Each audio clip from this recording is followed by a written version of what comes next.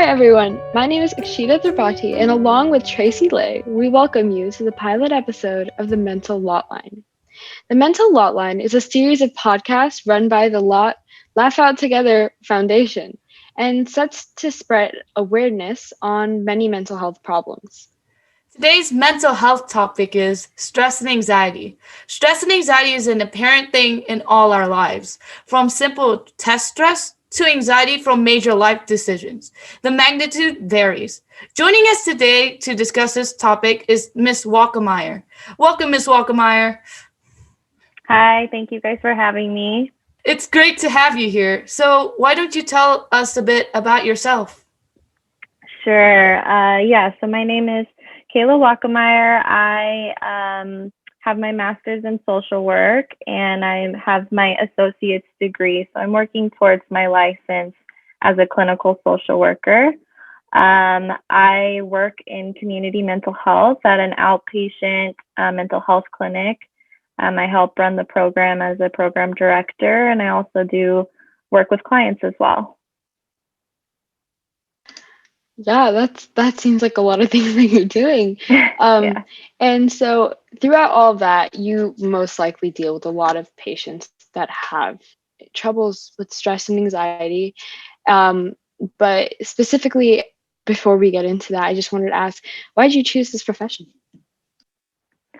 Yeah, I chose this profession because I I have a heart for people that are kind of the underdogs, you know. I think especially with mental health, there's there's a lot of difficulty in people having enough education and surrounding what mental health actually is, you know, and when people don't know about something, it becomes stigmatized and it becomes scary.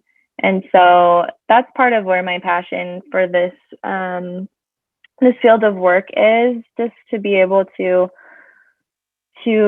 speak with someone on a deep level and through their worst and best times of life, be able to show them that they value and that they have worth.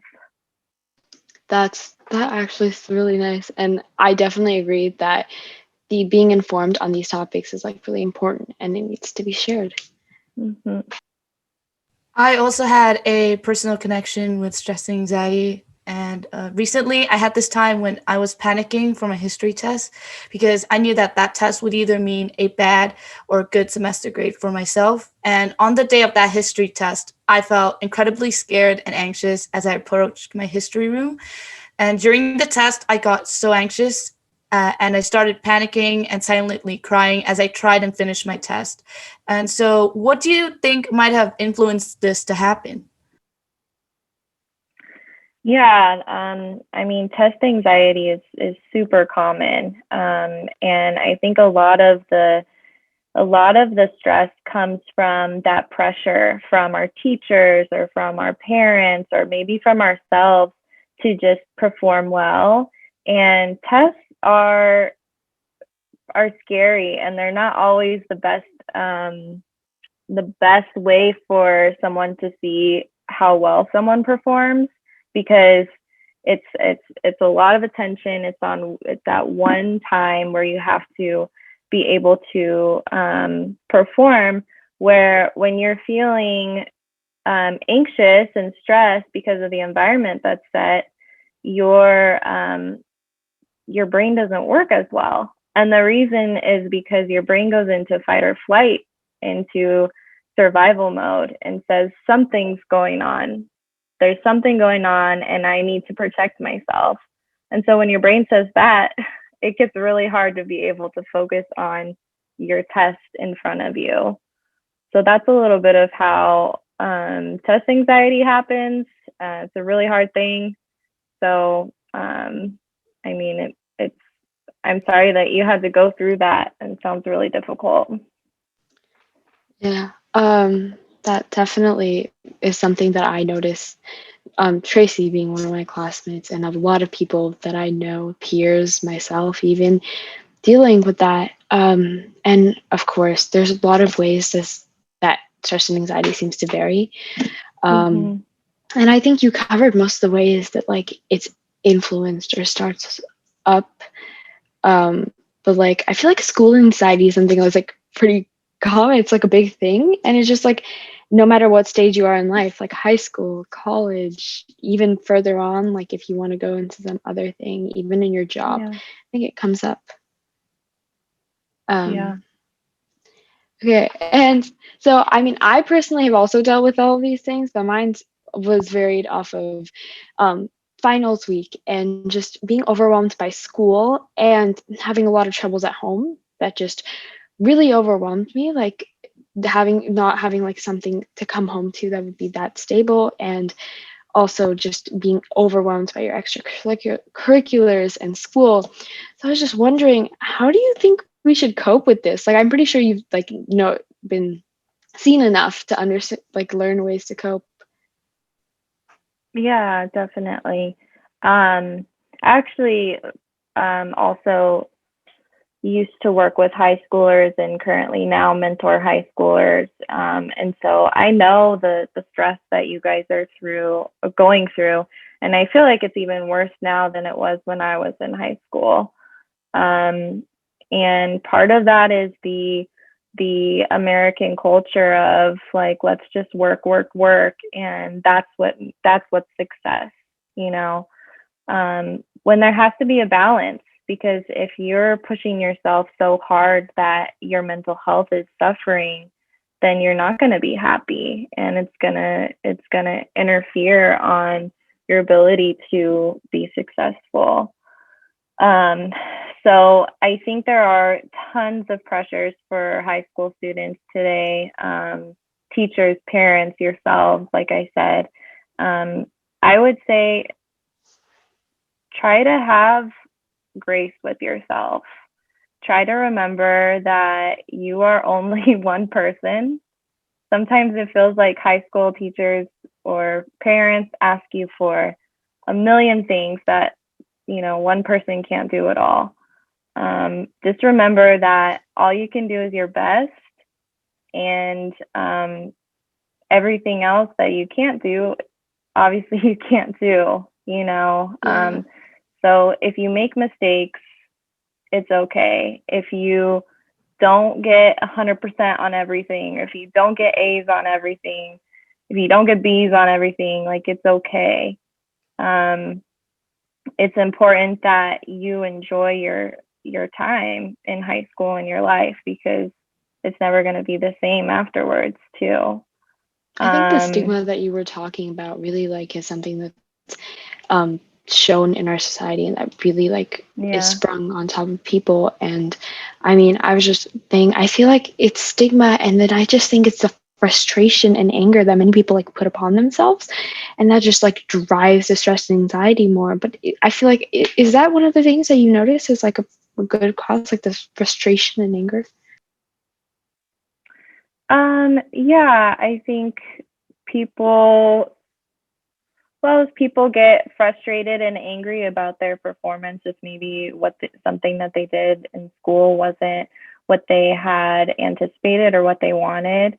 Um, I think that can add stress, but I think it's because the expectation is to try to be this perfect person, and again, we can't be perfect people. And we all need to be able to have a little, like I said, a little bit more grace for ourselves and for other people, and have some self-compassion, to be able to love yourself and take care of yourself. I see. I also noticed that a lot of students who are also dealing with stress and anxiety had been influenced by academic competition. And I Mm-hmm. personally have dealt with academic competitions in the past. And I just Mm-hmm. wanted to know, what is your take on academic competition between students nowadays? Okay, academic competition.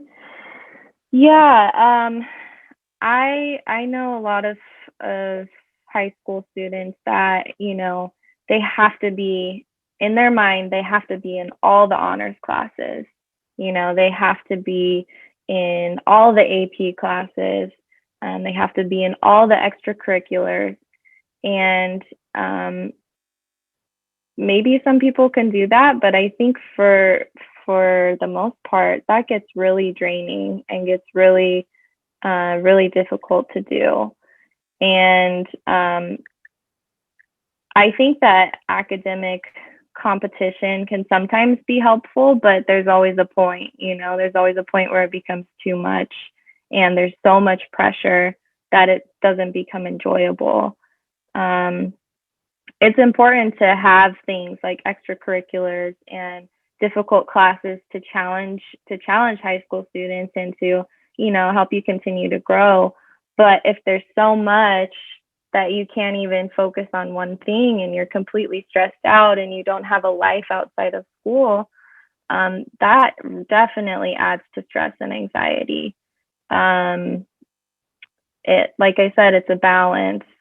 And there's so much pressure on you high schoolers to do this and do that and do this so that you can put it all on your resume when which is, it's also very important. But again, there's a balance to everything. I see. Yeah. And this is because I personally have I've signed up for a lot of honors classes as well as sports and other extracurriculars like that. And I was just wondering, how do you find a way to control all of these different aspects of life? Could you give any tips or any helpful suggestions that could hopefully help different people balance different aspects of life? Yeah, and also before you would answer that, I feel like there's a lot of things you can do, and specifically, it's different for everyone and what they deal with. Like, I mean, for me, I tried meditation and like breathing methods to help me when I was like dealing with things, because it took a while to go over, but I feel like you've probably seen more, but that's just a couple of things that I would say. Okay. So you guys asking about coping skills? Yeah, essentially just ways to cope with it, like actual like Yeah. things you can do. Yeah. There are so many coping skills, just as there are so many different types of people, and the different tools will work differently for different people. So a lot of it has to do with knowing yourself, and identifying some different areas in your life that you can work on your health. So one of a really important category of coping skill is actually taking care of your physical health. So that means, going outside and getting fresh air, getting exercise, getting sleep, eating healthy. These are things that are going to help your mental health because everything is related. Another thing, you mentioned meditation. Meditation can be really helpful for some people. For some people, not so much, and that's okay. Breathing exercises are hugely helpful for a lot of people. And I even think that some of the most successful coping skills have to do with just doing things that you enjoy. If you enjoy doing art or music or going outside or playing a sport, doing those things for yourself, not because you need to get a good grade or not because you need to perform well, but just for fun. Those things can actually release your stress and tension as well. So along with coping, I like to speak with my clients specifically about two different types of coping skills that we should be aware of in our daily lives and try to make a list of our tools that we have for us. And the first one is preventative coping skills.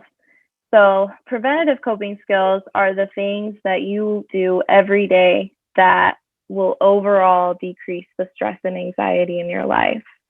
So those things include, like I said, if you try to get, 7-8 hours of sleep every night, if you're exercising every day, if you're eating healthy every day, maybe doing breathing every day. So those things that you do consistently that even if you're not stressed out one day, you still do it, and it creates a pattern for yourself that reduces the overall stress in your life. I feel like it's like building habits and things to like just Totally. definitely help you. It's just like, oh, I built this habit, and so it's helping me prevent what's happening, like going, Totally, yeah. totally. And that's another thing about coping skills. You know, you might do one thing, you might try meditation once and it's not very helpful. But then if you try it consistently until you get better at it, then it might be something that actually is helpful for It's like your you. new normal, and it's just like your new normal that's like Exactly. keeping you calm and keeping you moving on. Yeah, definitely. Yeah. I think Tracy had like something to add to that too. Oh, so I actually have several coping methods that I do before history tests as well as any other test or any other game situations. So this week, I actually started playing more player games, and what I found helpful was that I took a walk with several people in my team before the game, and I also am in choir, so I would sing songs or I would sing karaoke's before a test, and I would definitely meditate outside of the classroom before I go in. I feel as though by using these coping methods, my test grades actually go up. But it's not only that as well, but it's also my overall mental health and well-being physically. And Definitely. I think these methods are really useful to cope with these stress anxiety situations. Definitely. Yeah, that's awesome. And that's the hard part about coping is you got to be intentional to use them, you know, and so you being intentional to do that before your test or before a big game or anything, that's those are using your coping skills. No, it's the other way. I mentioned the preventative way, but then there's also if you know something has caused you stress already, then what coping skills can you use to help decrease that stress that you already have? And so some of those things too, singing, yeah, those are awesome. Yeah, definitely. I see what you mean. And um I mean, I feel like quickly before we go on, I just wanted to say like there's so many different resources that I feel like because people are trying to talk more on these like topics and they're trying to reduce the stigma, get rid of that stigma around all of these stress and anxiety. It's completely normal and we all deal with. There's more resources available, like hotlines or just more people that you can go talk to. Like, so I definitely think that that's a thing that we have available to us now. Definitely. Yeah, definitely. There are so many apps these days to help like meditation. Some of the popular ones are the Calm app, Mindspace or Headspace, I think. And then also therapists are so easy to access these days with just a text message or video call. And that's another huge, you know, talking to a counselor or a therapist is another huge way to cope, especially if you're going through something consistent, like maybe some consistent anxiety or depression in your life, or consistent stress. Someone to talk to you about that and help you develop your specific set of coping skills. That is something I highly encourage as well. I see. I feel as though there are different types of people in our lives that would definitely help with our mental well-being, as you suggested, such as therapists or someone who you think that is trust that you can trust. And I would like to ask if, as you have had more life experiences and lived quite a different lifestyle compared to us here, have you dealt with stress or anxiety personally? Definitely. Yeah. I mean, I deal with stress every day, but also anxiety. I have had clinical anxiety and something that I continue to struggle with every once in a while. And I've had to go, you know, process and cope through that with a therapist. And it's so helpful, you know, to be able to gain tools and to be able to process the stressors and the things going on in your life. And part of a huge passion of why or a huge piece of why I'm so passionate about this work too, is because I've been there. I've struggled with mental health, and I know how important it is to be intentional about taking care of ourselves. Yeah, I think it's more like a been there, gone through that, and I'm gonna help you get through it too, Yeah, kind of thing. yeah, And I definitely see that. It's just like no matter what life stage you're in, like different stages of life, all have their forms, and it's like you can get through it once, exactly, but it's probably gonna hit you again. And what is just like the coping exactly, skills you build and just the way you grow will benefit you throughout. So I exactly. person so I personally have been diagnosed a couple weeks ago of clinical anxiety as well, as well Hmm. as other forms. And I was also struggling the types of similar things that you have been through, and I totally understand. And so, if you don't mind me asking, because I am kind of recently diagnosed, I would just like to know how you kind of coped with this, so that not only I can listen, but also other people who were recently diagnosed could listen and use these Sure, tips as well. sure. Um, Great question. Diagnose is a big word, right? There's even stigma attached to that. But when you have a diagnosis, all it means is that you have a set of symptoms that they've noticed in other people, right? And so there's certain treatments that also help with those symptoms. I would say probably the most helpful thing for me when I first realized that I had anxiety and was diagnosed is getting educated about it. The more you learn about why you're responding the way you're responding, the more it just becomes less frustrating. It just becomes easier to understand how to cope. And I don't know, there's just some peace in knowing what's going on. And so, yeah, education, I would say, is definitely a high priority for people that have just recently been diagnosed, um, and just learn what's going on. And some of these apps, like we spoke about, are super helpful in giving some education as well. Some other resources, National Alliance on Mental Illness, NAMI, they are a huge helpful resource that I use all the time. They have a lot of research and information about mental illnesses, so that's another a good resource. I see. And I would also just like to ask, so my psychiatrist that I actually saw, he said that I need to take medicine first, but from multiple people that I've heard from, it's actually not the safest way to approach this diagnosis first.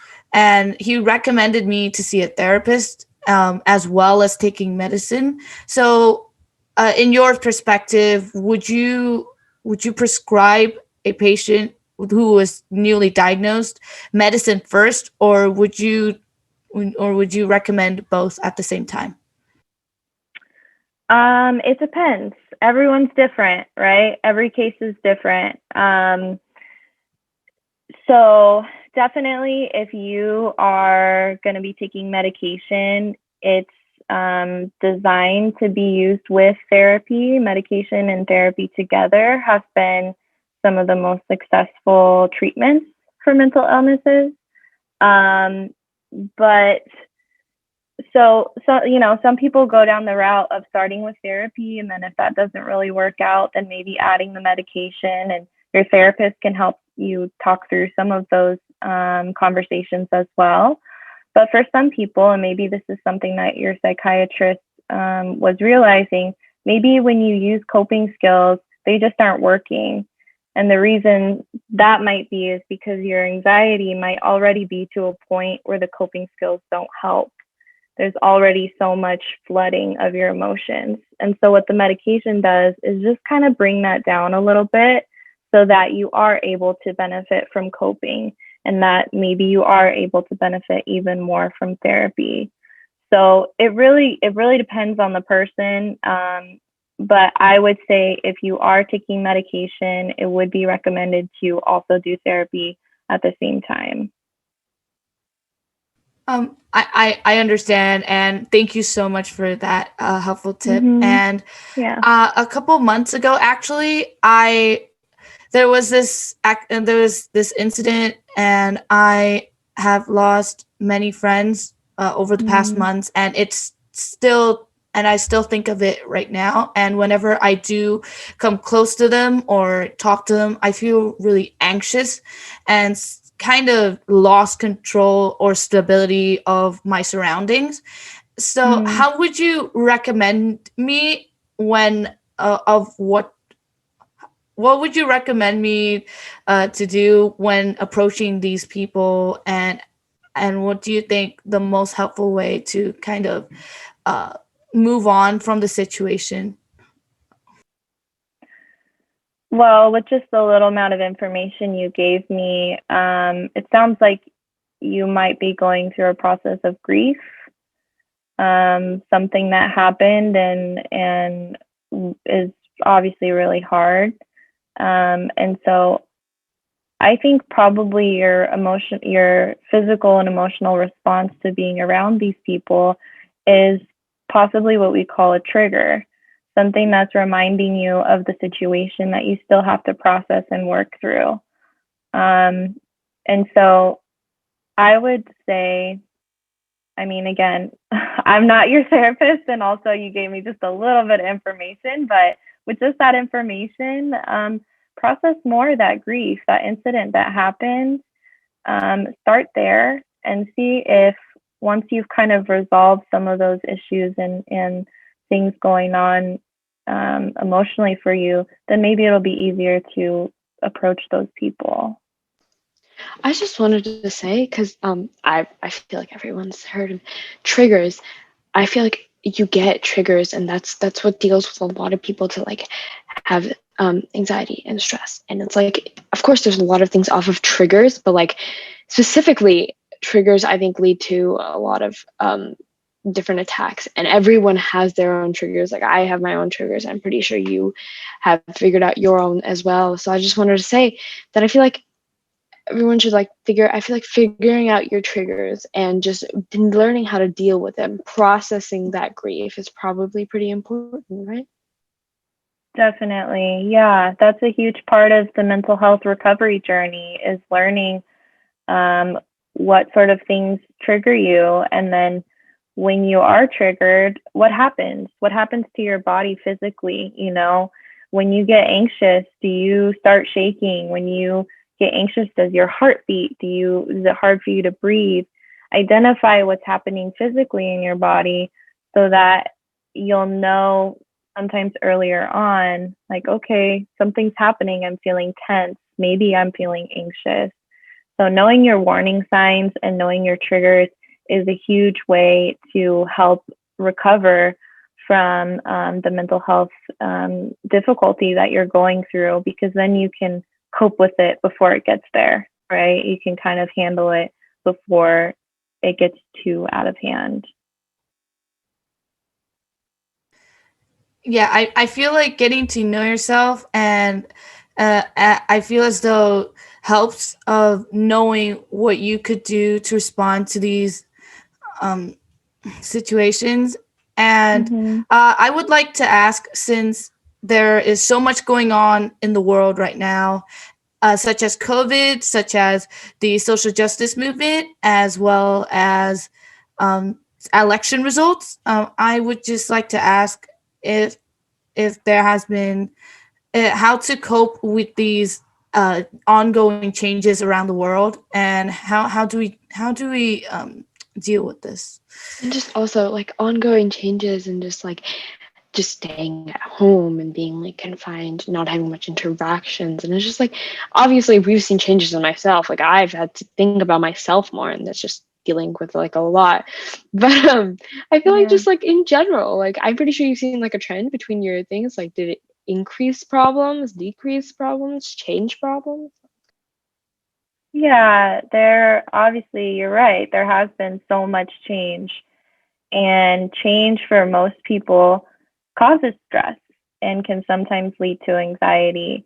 And the whole world has been in a state of change for a year. And so that gets draining and it gets exhausting. And we've also had, for a lot of people, more time on your own, at home, isolated. And so you do have more time to think about what's going on in your mind and in your mental health, which can be positive because for, one side of that is that you are being more aware. And like we said, being more aware and knowing yourself is really important part in the mental health journey. But also there's the negative side too of being too isolated, not having all of your regular coping skills available to you, not having your support system. So yeah, we've gone through a ton of changes. And it really takes, I think as a whole, I think it's going to grow a lot of resiliency in us, in the ability to bounce back and deal with the stress, and just take one day at a time. Things keep changing, things keep happening, but a lot of what the change has had to do, I know, with my clients and with myself, is getting creative about our coping skills. Because like I said, we're not able to, go and hang out with groups of friends. We're not able to, a lot of the things that we used to be able to do. So we have to be creative. How are some other ways that we can get social connection? How are some other ways that we can cope with our own selves and what's going on? So I feel like that's why Zoom has gotten so much attention over this time because everyone craves the definitely, connection. I agree. definitely. Yeah, so there definitely has been a lot of changes, and with changes comes stress. And then with that stress, we have to figure out new ways to cope. And so I do think that the stress and tension in our culture,